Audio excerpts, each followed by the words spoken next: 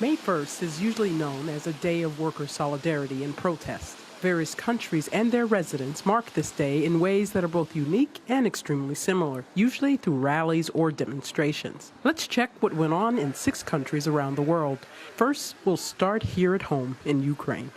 In Ukraine, it seems most people see the holiday as a time to leave the cities and head out to the countryside. 2 left-wing political parties, however, rallied in the center of Kyiv to march for Ukrainian workers' rights.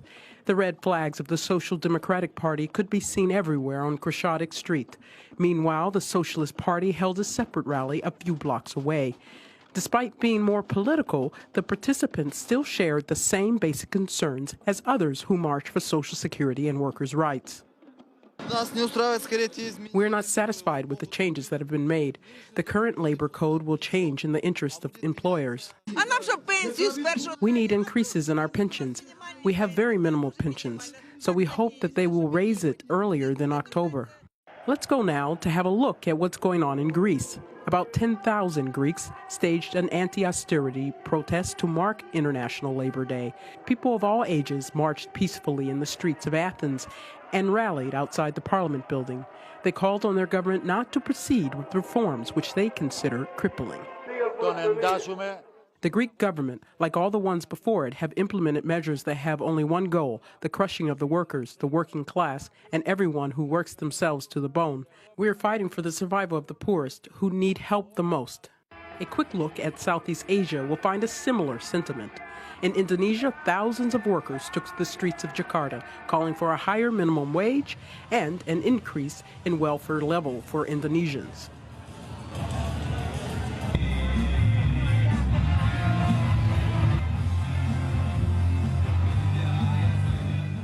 Over in France, thousands of workers in Paris also marched for their rights. But this was a bit more political, as it's less than 1 week before the second round of the French presidential election. Some trade unionists and left-wing activists sought to make the day one of national solidarity against French presidential candidate Marine Le Pen. Marchers clashed violently with riot police, with Molotov cocktails and other projectiles being thrown.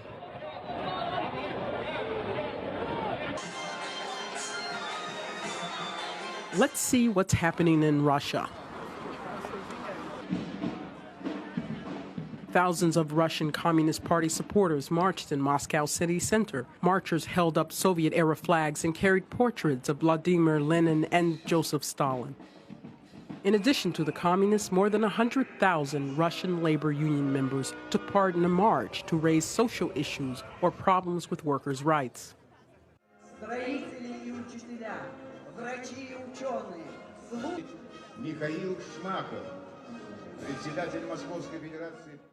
Events in Turkey were not so peaceful. Although they were forbidden to do so, protesters still marched in Istanbul towards the city's Taksim Square, where they clashed with police. Taksim Square hosted May Day celebrations until 1977, when dozens of people were killed during demonstrations. Although briefly reopened in the late 2000s, it was shut down again in 2013.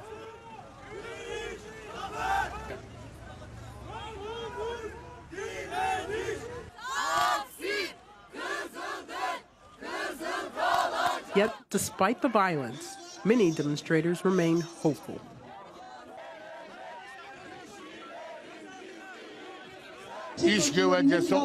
I hope that this May Day will be both a celebration ceremony and a warning to the government that turns a deaf ear to tens of millions of people who don't have job security. The words of this Turkish protester could be uttered by any of the demonstrators in any of the countries we've looked at today. To those who truly believe in it, International Labor Day is about the rights of workers all around the world.